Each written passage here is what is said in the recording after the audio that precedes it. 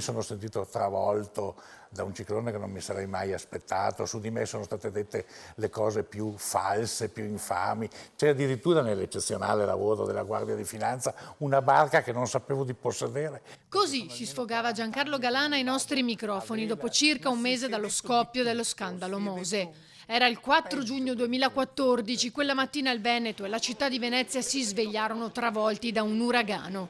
Uno dei più grossi casi di corruzione politica emerso in Italia. 35 arresti, tra cui l'ex governatore veneto Galan, all'epoca ministro, l'ex assessore regionale Chisso, l'ex sindaco di Venezia Orsoni.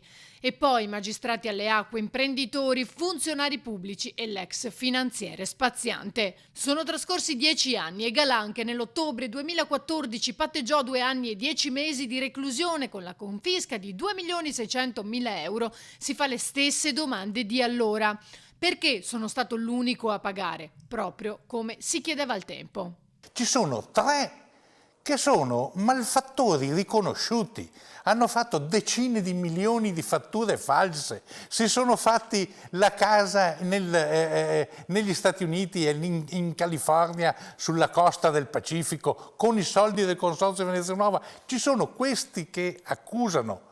Ci sono questi 3 che mi accusano. Mi sono sentito avvilito, tramortito, abbattuto, psicologicamente distrutto nei primi tempi. Oggi sono soprattutto incazzato, ferocemente. Incazzato perché sento di subire un'ingiustizia che non è solo quella mediatica, è quella che si sta realizzando in Parlamento, in ogni luogo. Galan ha sempre detto di avere una sua teoria sul perché il sistema Mose sia finito sotto inchiesta. È successo quando Bait decise di aggiudicarsi appalti a Milano, invadendo il territorio di Impregilo, che anni prima aveva ceduto per poco a Mantovani la sua quota del Consorzio Venezia Nuova. Secondo me, ha dichiarato alla stampa, è stato vissuto come una violazione di un patto.